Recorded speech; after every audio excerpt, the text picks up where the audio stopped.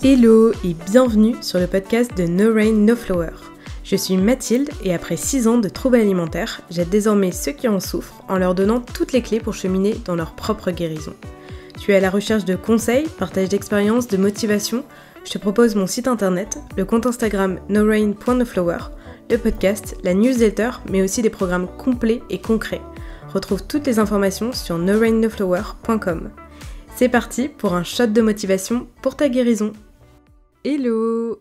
Bon, on approche les fêtes de fin d'année et du coup pour moi c'était vraiment indispensable de te proposer un contenu où je te parle de Noël, de la nouvelle année qui approche et de comment tu peux gérer tes troubles alimentaires pendant cette période-là. Parce que je sais ô combien c'est difficile et pour te dire, dans mes troubles alimentaires, chaque année en novembre, ça commençait à être compliqué parce que y avait l'approche des fêtes de fin d'année qui me stressait beaucoup.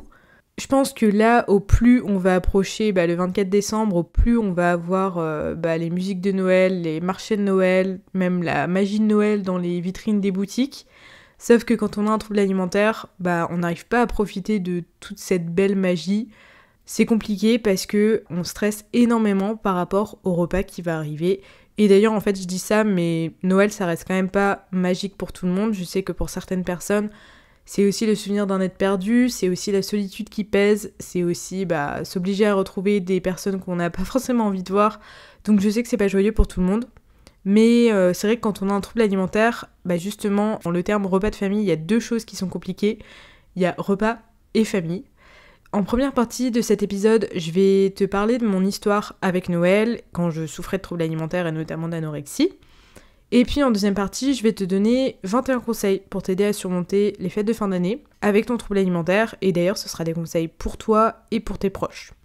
Je commence tout de suite avec mon histoire de Noël avec les troubles alimentaires. Donc en fait, j'ai eu 6 Noëls en tout avec un trouble alimentaire, mais je vais pas te raconter tous mes Noëls non plus. Mais je vais me concentrer sur celui de 2017 qui était pour moi le pire. Si tu me suis depuis quelques temps, tu sais que 2017, du coup, c'était l'apogée de mon anorexie. Et il faut savoir que de base, quand même, je suis une grande fan de Noël.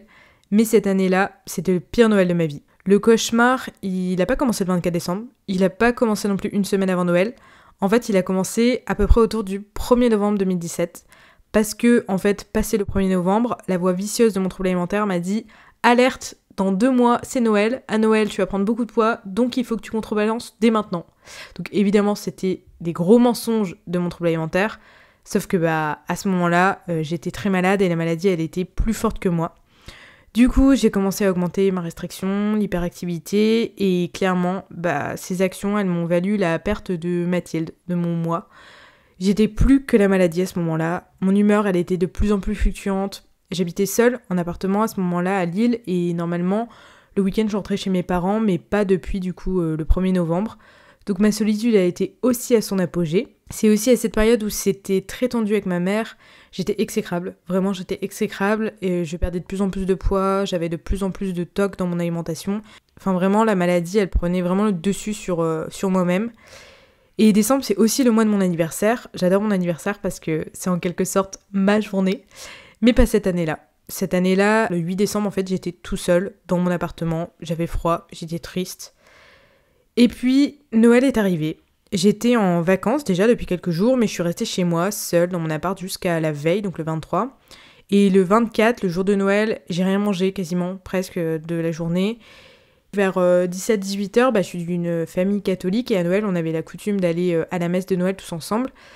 Et j'y suis allée, mais au moment de la communion, j'ai refusé d'aller prendre l'hostie parce que j'avais peur de la teneur calorique que l'hostie pouvait avoir en fait. Donc c'est pour te dire à quel point j'étais vraiment très très mal psychologiquement. Je suis arrivée du coup au repas de Noël le soir affamée, donc c'était chez moi, c'était chez mes parents. Mais par contre il y avait quand même toute la famille complète qui était là. J'ai passé la soirée à servir les gens, à manger le strict minimum et à pleurer. Vraiment j'ai le souvenir de moi qui pleure même H24 et je me souviens aussi de la pitié, même plutôt de l'incompréhension en fait dans le regard des autres de ma famille. J'ai fini ma soirée seule dans ma chambre et le lendemain, rebelote, on recommence pour le 2e repas de Noël, celui qui dure du coup toute la journée. Souvent c'est ce Noël-là que j'adore parce que je retrouve toute l'autre partie de ma famille que je vois qu'une seule fois par an, donc je suis trop contente de les retrouver. Sauf que là pareil, j'ai passé la journée à pleurer. J'étais épuisée, j'en pouvais plus, j'avais qu'une hâte, c'est que ça se termine. Et ce jour-là, j'ai mangé que des pommes et du pain. Enfin, j'arrivais pas, ou presque. Il me semble que j'ai quand même réussi à m'autoriser genre du dessert et tout, mais en pleurant, enfin, c'était hyper compliqué. Et je suis revenue le soir chez mes parents, et là, j'ai connu ma première grosse compulsion alimentaire. Enfin, en fait, j'avais déjà connu des compulsions alimentaires avant, mais là, c'était sur d'autres aliments. C'était pas sur des aliments que je m'autorisais, en fait. C'était pas sur des yaourts, c'était pas sur des pommes, c'était pas sur des pains. En fait, tout le monde dormait, pendant que moi, je m'enfilais tous les restes de bûches qui restaient dans la cuisine. Et c'était affreux. Enfin, vraiment, j'avais honte, j'avais mal au ventre, je culpabilisais, je me dégoûtais, j'avais des remords. Enfin, j'étais vraiment pas bien.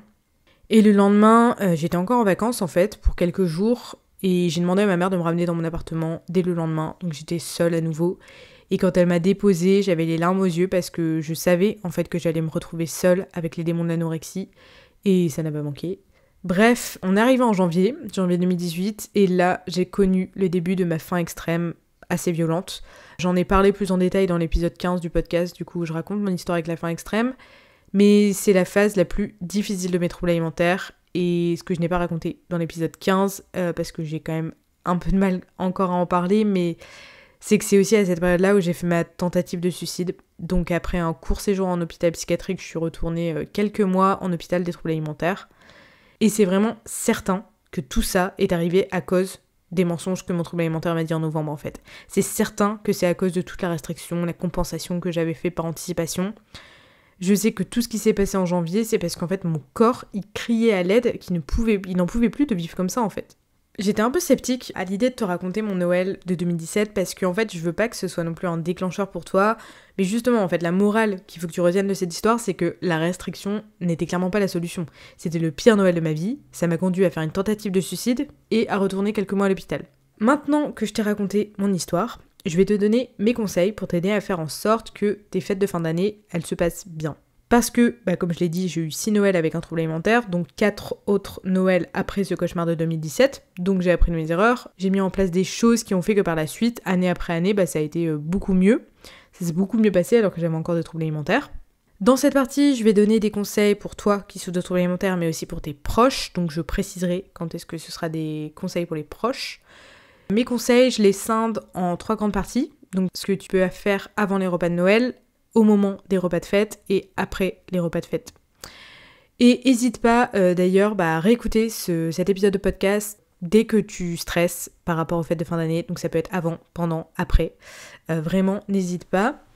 Je commence sans plus attendre pour ce qui est des conseils avant les repas de fête. Le premier conseil, c'est de te protéger de cette société, parce que clairement, malheureusement, on est dans une société qui ne t'aide pas, notamment au moment des fêtes de fin d'année. Parce qu'à l'approche des fêtes, au-delà des illuminations dans les rues et de All I Want for Christmas Is You de Mariah Carey qu'on entend partout, malheureusement, c'est aussi toutes les bêtises, pour rester poli, qu'on entend à la radio, à la télé, dans les réseaux sociaux, etc. Je te donne quelques exemples. Comment faire pour garder la ligne pendant les fêtes, quel aliment éviter à votre repas de Noël pour ne pas grossir, n'oubliez pas vos bonnes résolutions après Noël, marathon de 50 km et jus de concombre à gogo.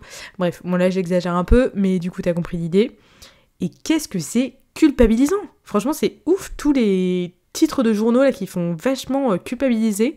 Enfin, moi, je me rappelle, j'en voyais partout, en fait, et dès que je voyais ce genre de conneries sur les réseaux sociaux ou n'importe où, en fait, je sautais dessus, en fait. J'allais lire le truc parce que ça m'obnubilait. Mais justement, des publicités comme ça, qui vont te dire de prendre tel ou tel aliment, tel produit pour maigrir, tu vas en avoir plein.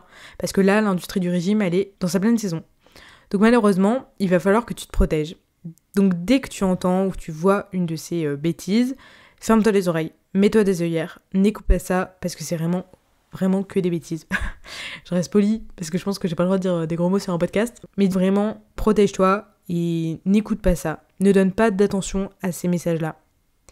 Le deuxième conseil, c'est de prévoir ton repas de Noël. Bon alors je dis Noël, mais ça peut être aussi la nouvelle année. Ici, il y a 2 écoles, c'est-à-dire qu'il y en a qui préfèrent prévoir à fond en amont, et il y en a d'autres qui préfèrent que ce soit la surprise. Et en fait, moi j'ai fait les 2 méthodes, mais j'étais clairement pas au même stade de la maladie quand j'ai appliqué l'une et l'autre. Les 3 derniers Noëls, j'y allais à la surprise, mais les 3 derniers Noëls, j'allais beaucoup mieux. Et ça s'est très bien passé d'ailleurs.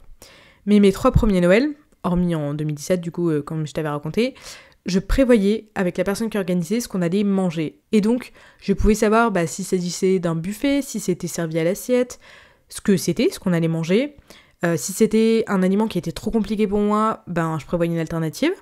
Après Noël, ça peut être l'occasion de dépasser certains aliments qui te font peur, de te challenger. Mais ça dépend, encore une fois, je trouve, de où tu en es dans ta guérison. Pareil, si c'est un buffet, parfois ça peut être stressant, donc tu peux demander à un proche de confiance en amont de te préparer une assiette, de dire ce soir-là, est-ce que tu pourras m'aider au moment où je vais me servir, ou même justement d'avoir juste quelqu'un qui t'accompagne quand tu vas te servir. En fait, c'est vraiment à toi de voir qu'est-ce qui te fait peur et comment les autres pourraient t'aider, qu'est-ce que tu pourrais prévoir en amont pour que ce soit le moins stressant possible au moment même, parce que tu as déjà beaucoup de stress, donc on va éviter toute source de stress additionnelle, tu vois. Le troisième conseil, alors je l'ai appelé prévoir tes interactions sociales, mais en vrai je savais pas trop comment appeler ce conseil. L'idée, c'est de savoir quelles personnes seront présentes au repas de fête. En fait, ça te permettra de savoir, de te préparer à d'éventuels commentaires, parce que malheureusement, c'est à ce genre de repas qu'on a un peu les pires commentaires de la famille, du genre ah tu manges quand même, ou mais tu te ressens encore, ou ah mais c'est bien, t'as perdu du poids, ou t'as repris du poids, enfin bref. Tu vois aussi, je pense, de quel type de commentaires je parle, et c'est pas toujours évident, mais en fait, le mieux, c'est quand même que les personnes qui soient là sachent que t'as un trouble alimentaire et sachent quel type de phrase ne pas dire. Donc tu vas pas leur énumérer chaque phrase à ne pas dire, mais plutôt leur dire en fait, tout ce qui est alimentation, sport, régime, tout ça, c'est des sujets de conversation qu'on oublie. C'est pas toujours évident de le dire, je le sais, surtout qu'on n'est pas forcément à l'aise avec tout le monde. Après, déjà si t'arrives à en parler à tes parents, c'est bien, si tes parents sont là, et puis c'est bien aussi si tes parents peuvent du coup le dire aux invités, que c'est un peu le sujet interdit, impérativement aux fêtes de famille, et en vrai, ils ne perdront rien à ne pas en parler, au contraire. Quatrième conseil, justement, ne t'engage pas dans des discours contre la culture du régime. Dans le conseil précédent, je te parle justement des commentaires qu'on peut faire sur ton trouble alimentaire, mais c'est presque sûr que à ces repas-là, il y a forcément quelqu'un qui va faire des commentaires sur la nourriture ou le poids en général, donc comme ah mais j'ai rien mangé moi aujourd'hui pour pouvoir profiter du repas de ce soir. Ou quelqu'un qui va dire « Ouh là là, mais c'est un gros repas, demain on va tous manger de la salade. » Ou t'en as qui disent oh, « Vu tout ce qu'on mange, je vais prendre des kilos. » Enfin voilà, ce genre de commentaires horribles. Bon, je te donne pas d'ordre, encore une fois c'est un conseil et ça dépend du où tu en es dans ta guérison. Mais je te conseille quand même de pas perdre ton énergie pour débattre et donner des arguments sur le pourquoi la culture de régime c'est de la bêtise, pour rester poli encore une fois. Parce que certaines personnes ne comprennent pas l'impact de ces commentaires sur ton trouble alimentaire. Et du coup, ça va finir forcément dans les arguments par parler de régime, de calories, de poids, d'aliments qui sont bons ou mauvais. Et selon où tu en es dans ta guérison, ça peut vraiment être très néfaste pour toi et générer beaucoup de culpabilité. Donc c'est vrai que je te le déconseille de pas trop t'embarquer là-dedans. Encore une fois, c'est vraiment pour te protéger. Mais ferme les oreilles quand t'entends ça. Enfin, c'est compliqué, évidemment, c'est d'une façon imagée que je dis ça. Et puis tu peux pas faire semblant de n'avoir rien entendu parfois. Encore une fois, ça dépend aussi de où tu en es. Moi, aujourd'hui, j'en suis sortie de tout ça, et c'est vrai que je prends un malin plaisir à dire aux gens qui défendent la culture de régime à quel point c'est dévastateur, leur discours. Mais il y a des fois où j'abandonne parce que juste, on peut pas contrôler, entre guillemets, le discours des autres. Comme j'avais déjà dit en reminder sur Instagram, l'avis des autres, donc l'avis L'_AVIS, ne reste que l'avis des autres. Enfin voilà, bon en vrai c'est beaucoup plus stylé à l'écrit, mais j'aime beaucoup cette citation entre guillemets. 5e conseil, c'est de parler de tout ce qui te stresse à quelqu'un. Ça peut être un proche de confiance qui sera là ou non lors de ces fêtes, mais ça peut être aussi un thérapeute, donc ton psy, ton médecin, etc. Et le fait de parler de ce qui t'angoisse, ça peut vraiment déjà beaucoup t'aider parce que je le dis souvent, mais le fait de parler, d'exposer un peu les combines de ton trouble alimentaire, je trouve que ça le rend vulnérable. 6e conseil, là c'est pour les accompagnants, donc les proches, donner le maximum d'informations sur le déroulement des fêtes. Donc comme je l'ai expliqué dans les conseils 2 et 3, pour votre proche, ça peut être vraiment très rassurant de savoir tout le déroulement des fêtes de fin d'année. Donc de donner le cadre spatio-temporel, donc le lieu, les heures de repas, le repas en lui-même, qu'est-ce que ce sera, les personnes qui seront présentes, etc. Je sais que c'est pas simple pour les accompagnants, mais essayez vraiment de limiter le maximum de stress, notamment par rapport à la préparation des repas, et si possible, limiter au maximum les imprévus possibles.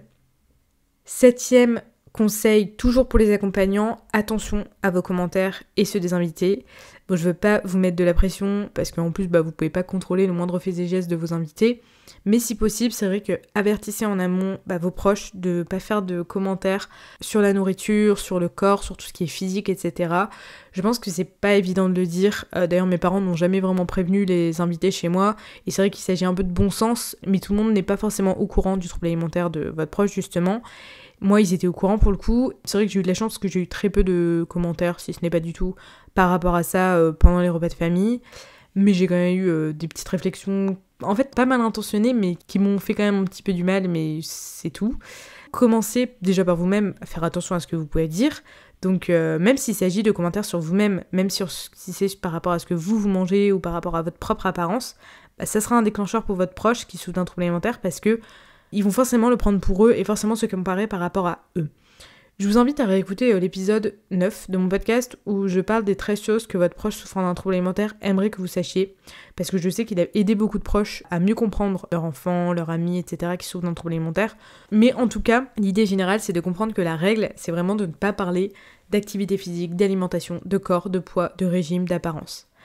Pour ce qui est des invités, vous pouvez pas contrôler, mais par contre, essayez de prévoir de rebondir en cas de commentaire sur l'alimentation. Si quelqu'un fait un commentaire sur l'alimentation, même en global sur l'apparence ou quoi que ce soit, sur le poids même, vous pouvez dire « Ah mais c'est pas important ça, l'important c'est le repas qu'on partage ensemble » par exemple. Puis vous rebondissez directement sur un sujet de conversation. C'est pour ça qu'en fait je dis prévoyez en amont parce que comme ça vous serez pas à court d'idées de sujet de conversation et ça évite parfois des longs moments de silence qui sont un peu gênants. Après, vous pouvez aussi ignorer le commentaire et pas forcément répondre quoi que ce soit et juste rebondir sur un autre sujet de conversation. Juste éviter par contre de dire bon, on va éviter de parler de ça parce que pour le trouble alimentaire de un tel, c'est pas simple. C'est un peu compliqué ça de dire ça. Je sais que dans la pratique, c'est pas évident ce que je conseille là pour les proches parce qu'en plus, vos invités, vous avez pas envie de les froisser, ce que je comprends complètement. Mais vraiment, essayez de vous mettre à la place de votre proche, c'est pas simple, mais essayez de penser à la personne qui souffre de trouble alimentaire parce que c'est terriblement difficile pour elle ce genre de commentaires. 8e conseil, je repasse du coup pour les personnes qui souffrent de troubles alimentaires, c'est de se préparer à l'imprévu. J'ai pas mal parlé de prévoir, d'éviter le maximum les imprévus, sauf que la vie, c'est des imprévus. Et surtout qu'aux fêtes de fin d'année, il y a souvent des invités, donc au plus il y a de monde, au moins vous pouvez contrôler, parce que contrôler les autres c'est pas possible. Donc même si tu prévois le maximum, prépare-toi psychologiquement à ce qu'il y ait des imprévus. C'est peut-être le conseil le plus difficile à appliquer et sincèrement, je le sais parce que quand il y avait des imprévus, je me mettais dans tous mes états. Mais il faut savoir être flexible. En fait, dis-toi que Noël, c'est peu de jours finalement. C'est genre 2-3 jours. Allez, max une semaine si tu comptes la nouvelle année avec. Mais du coup, une semaine dans ton année, c'est même pas 2% de ton année. Et dans ta vie, parce que tu vas pas être malade toute ta vie, donc ça va pas être une semaine fois le nombre d'années que tu vis, ça représente un tout petit chiffre. Donc je vais pas faire le calcul, mais c'est insignifiant, tu vois, c'est une période de temps définie en fait. C'est ça qu'il faut garder en tête, c'est que ça a une fin. Il y a absolument rien de grave si tu manges pas comme tu avais prévu, si tu fais pas les activités que tu pensais faire. Et même si ça se passe mal, c'est pas grave. Les gens ils oublient et la vie elle continue. Des autres Noël t'en auras d'autres. Regarde, moi mon Noël de 2017 il était affreux. Aujourd'hui je suis redevenue une grande fan de Noël et j'adore retrouver ma famille et je profite pleinement à ce moment-là, tu vois. T'es pas une personne moins bien parce que t'as pas fait comme ton trouble alimentaire t'a dit de faire. Ça, c'est des mensonges de la maladie. Au contraire, tu vas à l'encontre de ça, tu agis pour ta guérison plutôt que de renforcer la maladie.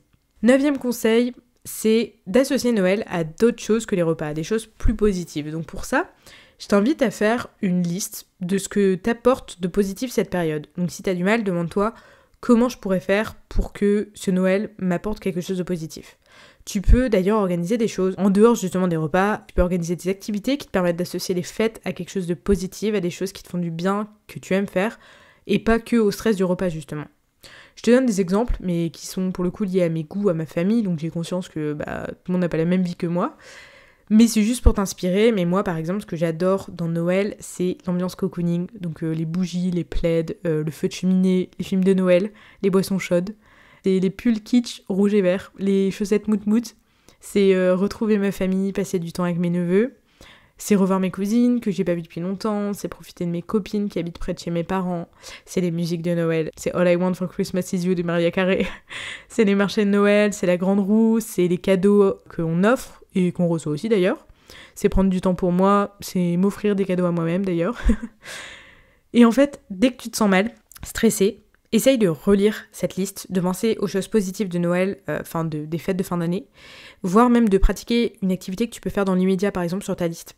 Un 10e conseil, c'est de pas compenser en amont pour, entre guillemets, se garder de la place. Bah évidemment, je te donne ce conseil. Pourtant, dans mon histoire, je t'ai expliqué à quel point je ne l'ai pas fait justement en 2017. Mais justement, c'est parce que j'ai anticipé par la restriction que mon Noël et le début 2018 étaient catastrophiques.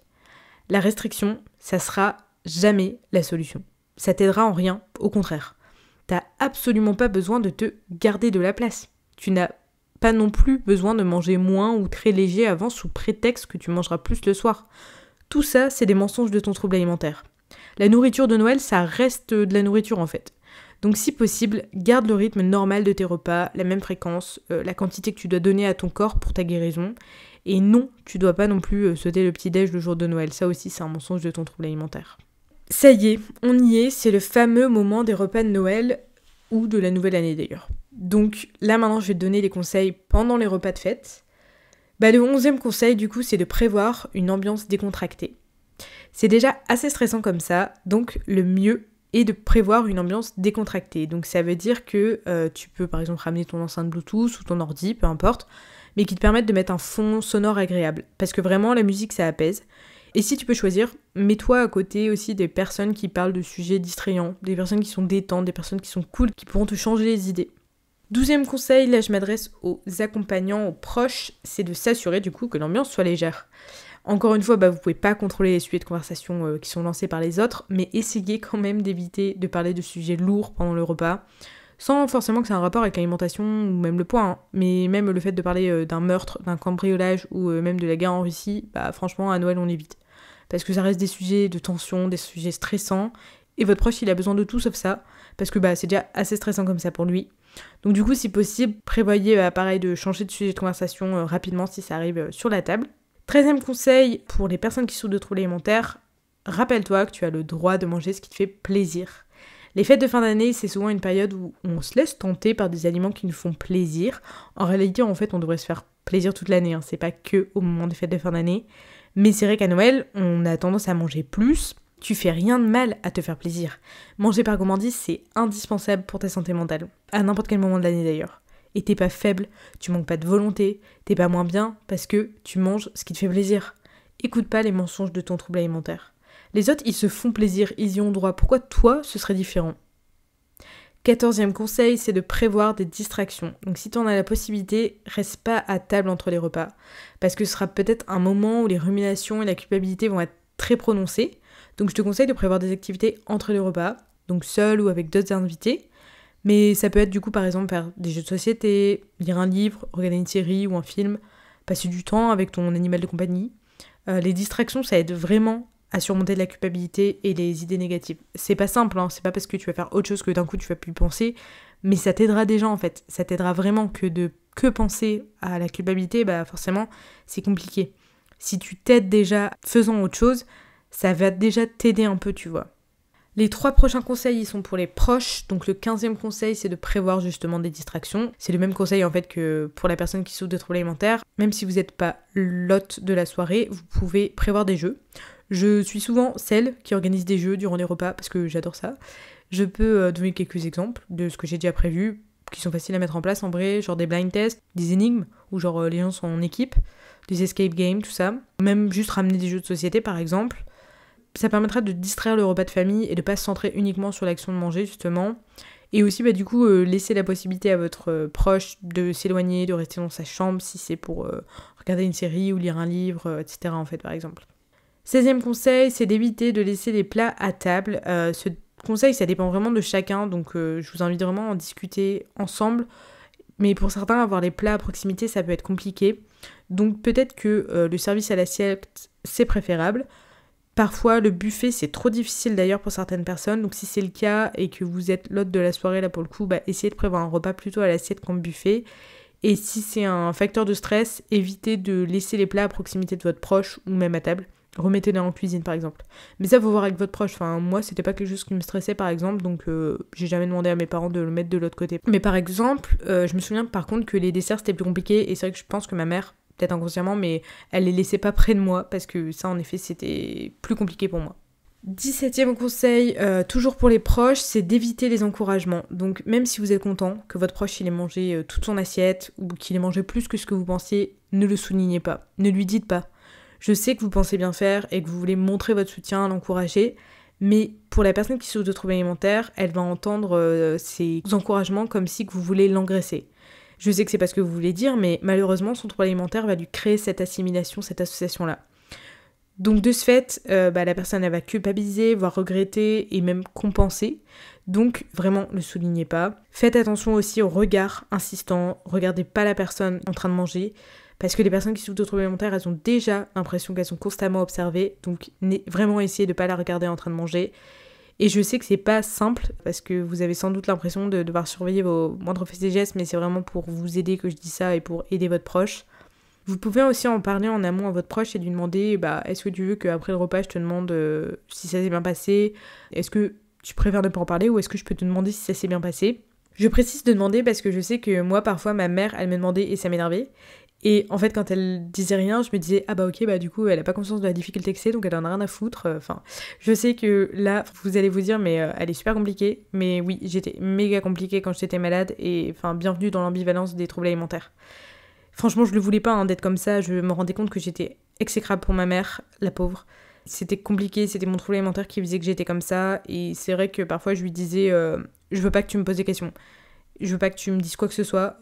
Et c'était dur pour elle parfois parce qu'elle avait quand même envie de m'aider, elle avait l'impression que du coup elle m'aidait pas. Et il y a d'autres fois où je lui disais là j'aimerais bien en parler. Donc là du coup je parle plutôt à la personne qui souffre de troubles alimentaires, mais n'hésitez pas à dire en fait, à exprimer ce que vous avez besoin au moment même.